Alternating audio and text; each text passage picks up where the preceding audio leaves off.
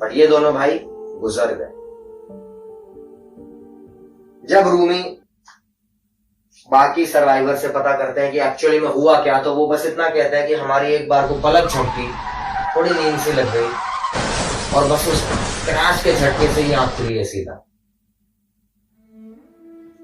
अब ये दुखद खबर लेकर के रूमी जो है घर को लौटते हैं। हॉस्पिटल की सारी फॉर्मेलिटीज, वो सब जो रिश्तेदार दोस्त वगैरह उनके साथ निभा करके, इस डर में कि कैसे लड़कों की मां को ये खबर दी जाए।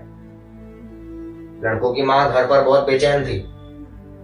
जब वो रूमी को आते हुए देखती हैं तो लगातार पूछते हैं कि बच्चे कहाँ हैं और इतना स्लो क्यों चल के आ रहे हो, बताओगे हुआ क्या है। और सच्चाई पता लगने पर खुर्शीद जी का दिल इतना बुरी तरीके से टूटता है कि उनका भगवान पर से भरोसा उठ जाता है। बहुत रिलीजियस वुमेन थी, बहुत पूजा पाठ में यकीन रखती थी, भगवान को बहुत ज्यादा याद रखती थी। और अब ये घटना होने के बाद उनको ये था कि मेरे साथ ऐसा कैसे हो गया, जब मैंने लाइफ में किसी का कुछ नहीं बिगाड़ा तो मेरे बच्चों के साथ ऐसा क्यों हो गया।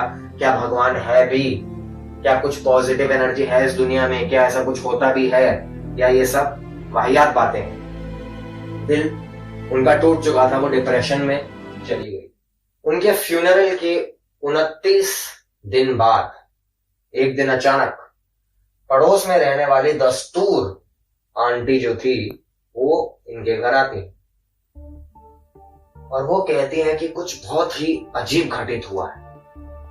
वो कहती हैं कि इनकी जो सिस्टर इन लॉ है, दस्तूर जी की जो सिस्टर इन लॉ है, वो किसी कंसर्ट में थी और वहां पर जब इंटरमिशन वगैरह हुआ तो किसी औरत की बातें उनके कानों में पड़ी और वो औरत ये बता रही थी कि 2 लड़कों की आत्माएं कहती हैं कि उनका एक्सीडेंट हुआ है और वो अपने माँ बाप तक संदेश पहुंचाना चाहती है। बहुत ही ऑकवर्ड। ये सुन करके, क्योंकि दस्तूर जी की सिस्टर इन लॉ को भी खबर थी कि क्या हुआ है, तो उनको लगा कि कहीं ना कहीं कुछ बात लिंक हो रही है, तो उन्होंने उनका नंबर ले लिया जो ये बात कर रही थी और उन्होंने बताया दस्तूर जी को। तो दस्तूर जी ने बताया विस्पी और रतु के पेरेंट्स को। तो डिसाइड हुआ, बातचीत हुई और मीटिंग हुई। मीटिंग में पता चलता है कि एक कपाड़िया आंटी करके हैं जो कि एक मीडियम है, उनके पास स्पिरिचुअल पावर्स हैं। वो कनेक्ट कर पाती हैं दूसरी रेल्म से, दूसरी डायमेंशन से। जिंदगी के बाद आफ्टर लाइफ में आत्माएं आप कह लीजिए, उनसे कनेक्ट कर पाती हैं, जुड़ पाती हैं दोनों डायमेंशंस के बीच में एक मीडियम के रूप में। तो ये कपाड़िया जी बताती हैं कि ये सियान से परफॉर्म करती हैं, यानी कि जब ग्रुप में दूसरी दुनिया के जीवों से, यानी कि जो मर गए हैं उसके बाद आत्मा बन चुके हैं, उनसे कांटेक्ट करने की कोशिश करी जाती है सियान्से में, कि वो सब ये परफॉर्म करती हैं जिनके करीबी लोग बिछड़ गए हैं, अकाल मृत्यु हुई है, उनसे मिलवाने की, उनकी आत्माओं से बातचीत कराने की ये मीडियम है।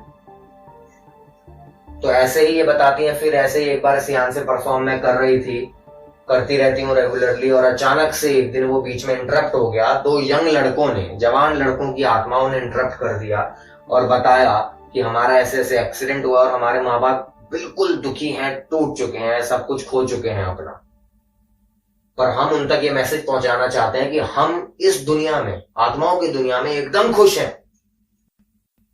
और देख पा रहे हैं अपने माँ बाप को।